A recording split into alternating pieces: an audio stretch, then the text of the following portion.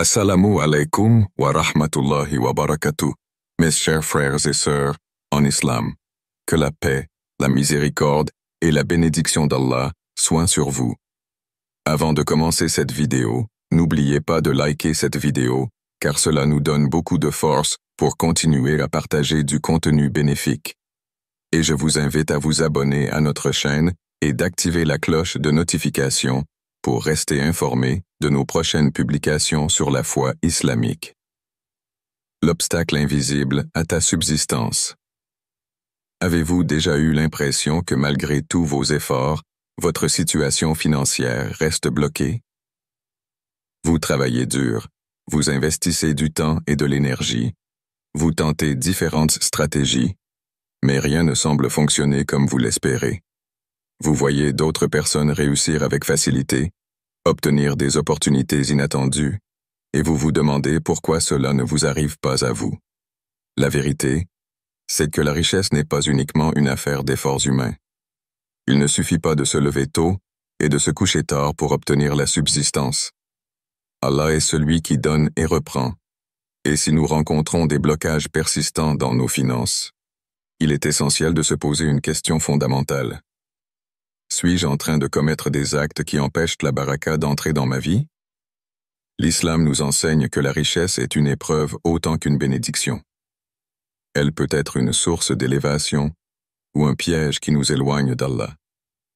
Beaucoup de gens ne réalisent pas que certaines actions invisibles, certains comportements et certains péchés bloquent la subsistance de façon imperceptible. Ce n'est pas toujours une punition immédiate, mais une privation progressive de bénédiction qui finit par se ressentir dans tous les aspects de notre vie. La subsistance est entre les mains d'Allah. Avant d'explorer ses péchés, il est crucial de comprendre un principe fondamental. La richesse ne vient ni de l'intelligence seule, ni du travail acharné, mais uniquement par la permission d'Allah. Bien sûr, nous devons faire des efforts, mais sans l'intervention divine, nos efforts restent vains. Et quiconque craint Allah, il lui donnera une issue favorable et lui accordera sa subsistance d'où il ne s'y attend pas. Sourate At-Talaq 65, 2, 3. Ce verset nous rappelle une vérité profonde. La richesse vient d'Allah et non de nos propres stratégies. Certains milliardaires ont des études limitées, des compétences modestes, mais une richesse abondante. À l'inverse, des personnes extrêmement intelligentes et talentueuses peinent à joindre les deux bouts. Pourquoi? Parce que la richesse ne suit pas uniquement les lois matérielles, elle dépend aussi des lois spirituelles qu'Allah a établies. L'une de ces lois est simple. Certains péchés coupent la bénédiction dans notre vie. Ce ne sont pas nécessairement des péchés spectaculaires, mais des habitudes insidieuses qui nous empêchent de recevoir pleinement la subsistance qu'Allah veut nous accorder. Pourquoi certaines personnes prospèrent malgré leurs péchés? Une question qui revient souvent est: mais pourquoi certaines personnes qui mentent, trichent ou commettent des injustices semblent réussir et devenir riches? La réponse est que la richesse matérielle ne signifie pas la bénédiction. Quelqu'un peut accumuler une immense fortune et pourtant vivre dans l'anxiété, la peur constante de perdre ce qu'il a ou un vide spirituel profond. Certains deviennent esclaves de leur argent, incapables de trouver la paix intérieure. Ne pense pas qu'Allah est inattentif à ce que font les injustes. Il leur accorde un délai jusqu'au jour où leurs regards seront figés. Sourate Ibrahim 14:42. Une richesse obtenue par des moyens illicites est un piège plutôt qu'une bénédiction. Elle semble avantageuse à court terme, mais elle finit toujours par provoquer des souffrances, conflits familiaux, stress permanent, perte de la tranquillité de l'âme. À l'inverse, une richesse acquise avec la bénédiction d'Allah apporte sérénité, abondance et satisfaction. Les signes d'une richesse sans baraka. Si vous voulez savoir si votre situation financière est réellement bénie, posez-vous ces questions.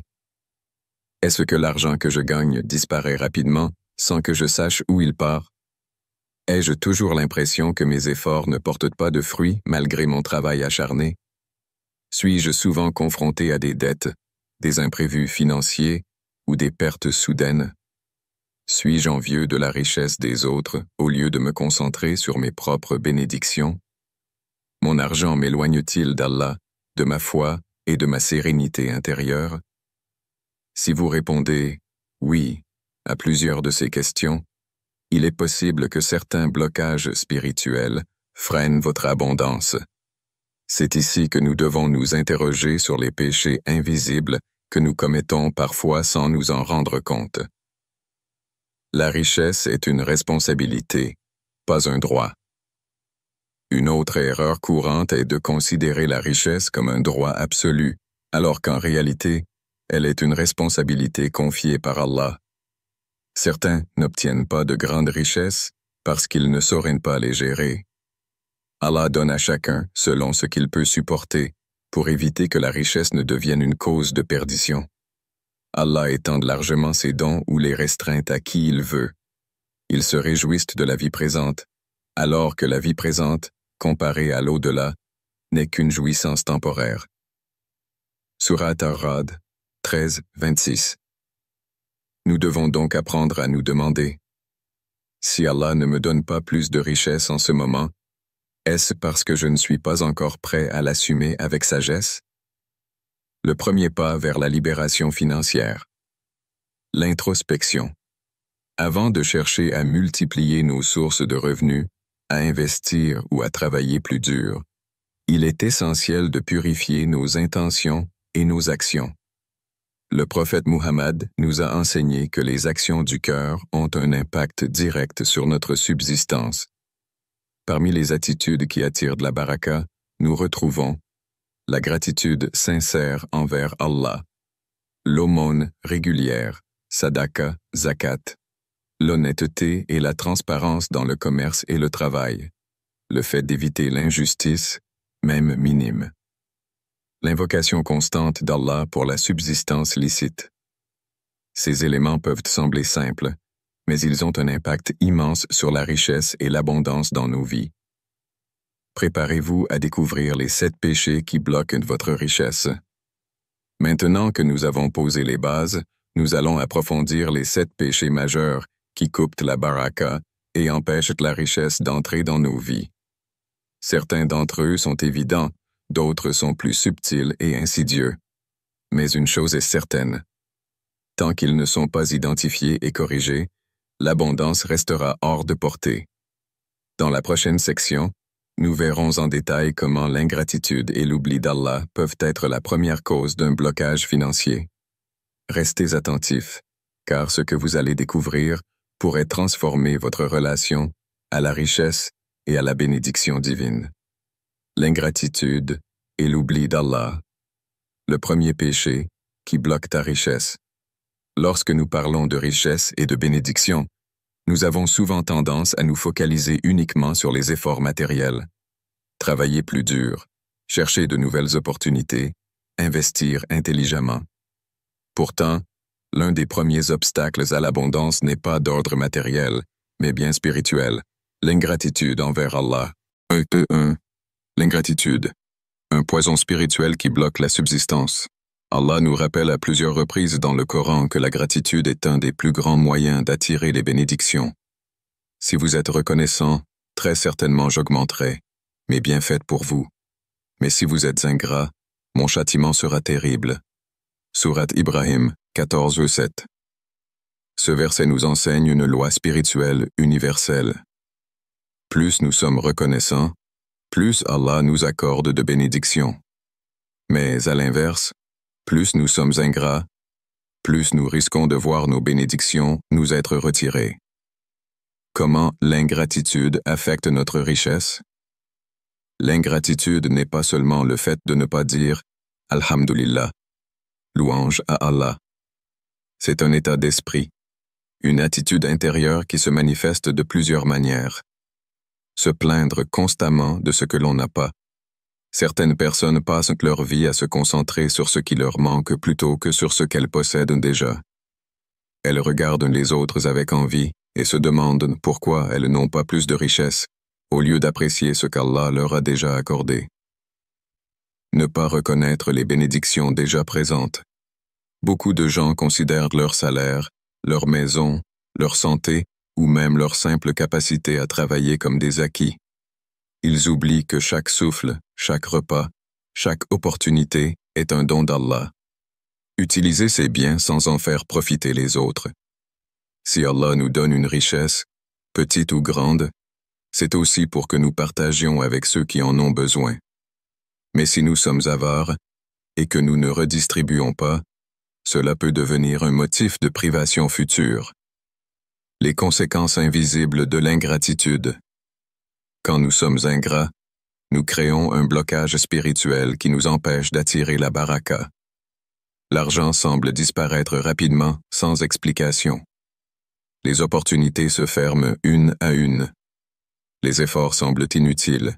Rien ne fonctionne comme prévu. On ressent un vide intérieur, une insatisfaction permanente. Tout cela est une conséquence du fait que nous ne remercions pas suffisamment Allah pour ce qu'il nous donne. 2. Oublier Allah. Une cause majeure de privation. En plus de l'ingratitude, l'oubli d'Allah est une autre cause majeure qui peut bloquer notre subsistance. Et ne soyez pas comme ceux qui ont oublié Allah. Alors, il leur a fait oublier leur propre personne. Ceux-là sont les pervers. Sourate Al-Hashr, 59. 19. Lorsqu'une personne oublie Allah, elle s'éloigne naturellement de la source de toute richesse. L'oubli d'Allah ne signifie pas simplement ne pas prier ou ne pas invoquer son nom, mais aussi faire passer le matériel avant le spirituel, chercher la richesse par tous les moyens, même les plus illicites. Ne pas associer ses efforts financiers à une intention pure. Oublier que l'argent est un moyen et non une fin en soi. L'impact de l'oubli d'Allah sur la subsistance. Quand une personne omet Allah dans sa quête de richesse, elle peut peut-être réussir temporairement, mais tôt ou tard, cette richesse devient un fardeau. Elle peut gagner de l'argent, mais perdre la tranquillité de l'âme. Elle peut obtenir un succès financier, mais perdre sa famille, sa santé ou son bonheur. Elle peut accumuler des biens, mais ne jamais se sentir satisfaite. Ainsi, l'oubli d'Allah conduit non seulement à un blocage de la subsistance, mais aussi à une richesse vide de sens et de sérénité. 3. Comment inverser ce blocage et retrouver la baraka? Si l'ingratitude et l'oubli d'Allah sont des causes de privation financière, alors le remède est simple. Revenir à la gratitude et à la présence d'Allah dans notre quotidien. 1. Développer une gratitude sincère et peu de « Mes serviteurs sont reconnaissants ». Sourate Saba, 34, 13. Pour débloquer la baraka, il est essentiel de changer notre état d'esprit et d'apprendre à remercier Allah dans toutes les circonstances. Chaque matin et chaque soir, prendre un moment pour se rappeler 3 bénédictions que nous avons.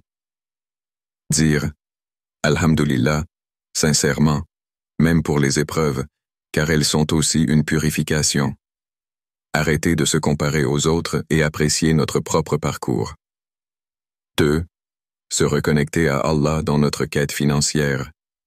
Et invoque ton Seigneur en toi-même, avec humilité et crainte.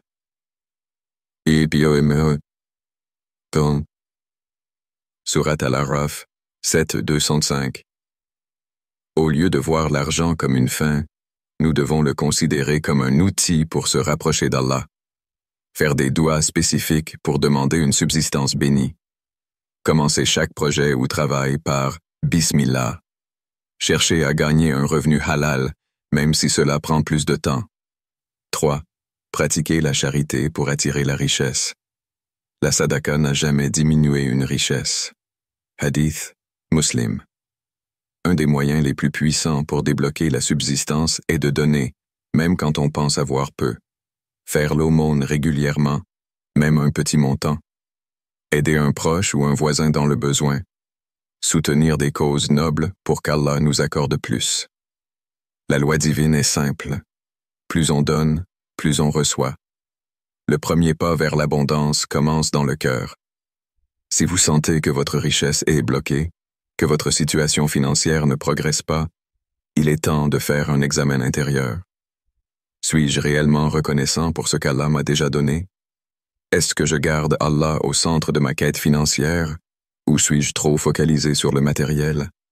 Est-ce que je donne aux autres même quand j'ai peu? Les réponses à ces questions détermineront si vous êtes en train d'ouvrir ou de fermer la porte de la baraka. Vous découvrirez pourquoi le fait de causer du tort aux autres peut être une des principales raisons de votre privation financière, même si vous ne vous en rendez pas compte. L'injustice et l'oppression. Un des plus grands obstacles à la richesse. L'une des réalités les plus ignorées lorsqu'il s'agit de la subsistance et de la richesse, c'est l'impact de l'injustice et de l'oppression. Beaucoup de gens pensent que leur manque de succès ou leur pauvreté est uniquement dû à des causes externes. La malchance, l'économie, les circonstances. Pourtant, l'un des plus grands blocages à la baraka vient de notre comportement envers les autres. Dans cette troisième partie, nous allons explorer comment l'injustice, la malhonnêteté et le fait de nuire aux autres peuvent être la cause d'une privation de richesse. 1. L'injustice. Un péché qui détruit la baraka. L'injustice, dhulm, est considérée en islam comme l'un des pires péchés. Allah a interdit l'injustice à lui-même et à ses serviteurs. Ô mes serviteurs, je me suis interdit l'injustice et je vous l'interdis donc entre vous. Ne soyez pas injustes les uns envers les autres. Hadith Qudsi, Muslim. L'injustice peut prendre plusieurs formes. L'injustice financière. Voler, tricher, tromper les autres dans les transactions. L'injustice sociale. Exploiter les faibles, priver quelqu'un de ses droits. L'injustice personnelle. Être ingrat envers ceux qui nous ont aidés, mépriser ceux qui sont en dessous de nous. Lorsque nous agissons injustement envers les autres, nous créons un déséquilibre qui finit par se retourner contre nous. Une richesse obtenue dans l'injustice ne dure jamais. Et ne pense point qu'Allah soit inattentif à ce que font les injustes. Il leur donne un délai jusqu'au jour où leurs regards se figeront. Sourate Ibrahim 14:42. Si nous avons des problèmes financiers persistants, nous devons nous poser une question fondamentale. Avons-nous été injustes envers quelqu'un, d'une manière ou d'une autre? 2.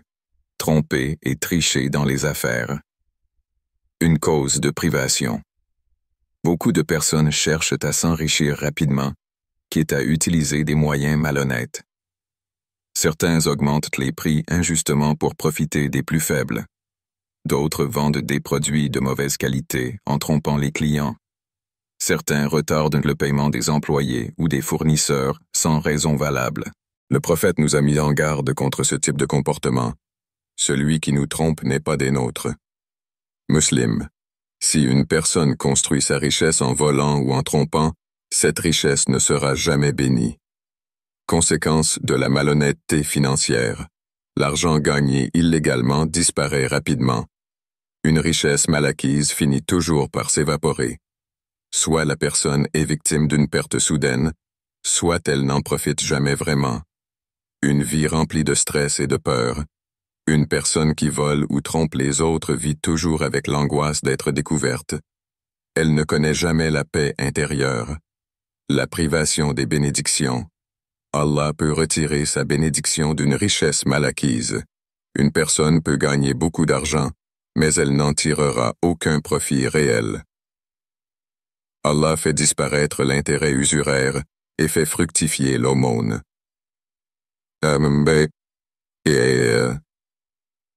Sourate Al-Baqarah 276. 3. L'oppression des faibles. Une cause de ruine. Un autre aspect de l'injustice qui bloque la richesse est le fait d'exploiter ou d'opprimer les plus faibles. Maltraiter ses employés en les sous-payant ou en les surchargeant de travail. Profiter de l'ignorance des clients pour leur vendre des produits inutiles. Tromper une personne naïve dans une affaire ou un contrat Le prophète nous a mis en garde contre cela. Méfiez-vous de l'invocation de l'opprimé, car il n'y a pas de voile entre elle et Allah.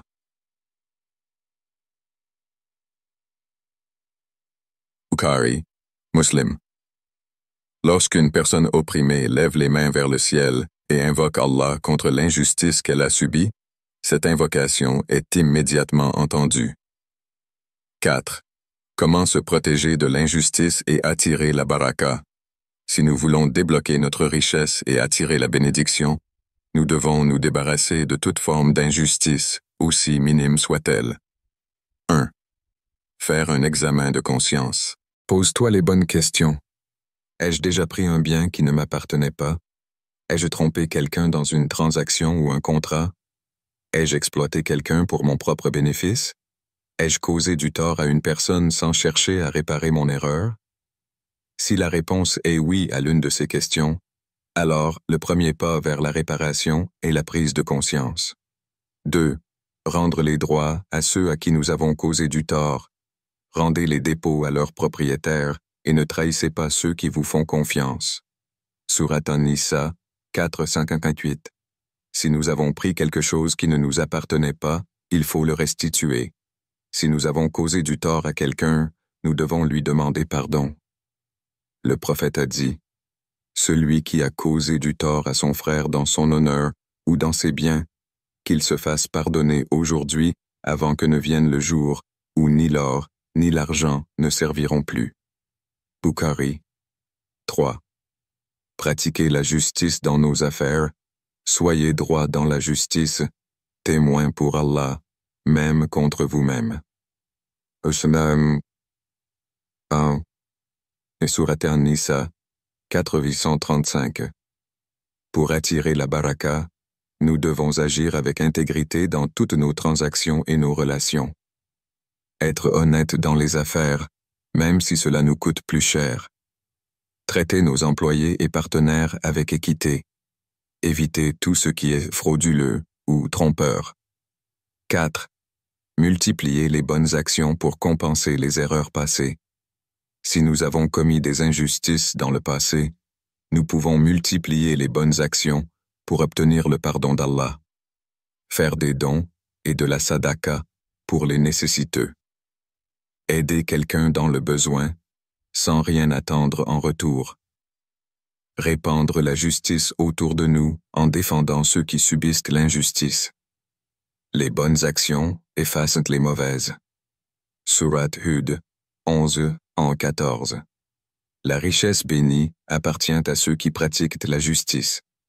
Si notre richesse semble bloquée, si nos affaires ne prospèrent pas, si nous faisons des efforts sans voir de résultats, il est temps de se poser une question essentielle. Sommes-nous justes dans nos transactions et nos relations? L'injustice, qu'elle soit financière, sociale ou personnelle, est un poison qui détruit la baraka.